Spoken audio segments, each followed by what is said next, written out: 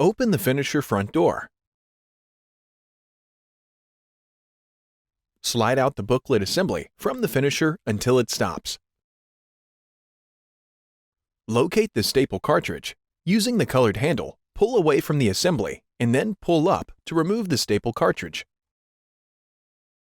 Push in the two blue tabs and then lift up to open the top of the staple cartridge carriage. Using the two tabs on each side of the staple cartridge, lift up to remove the empty staple cartridge from the staple cartridge carriage. Do not discard the staple cartridge carriage. It must be reused with the new staple cartridge. Recycle the empty staple cartridge. Insert the new staple cartridge into the staple cartridge carriage.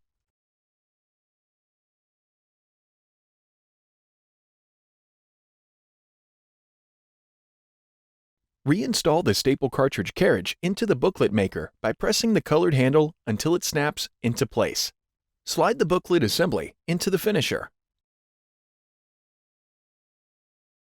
Close the finisher front door.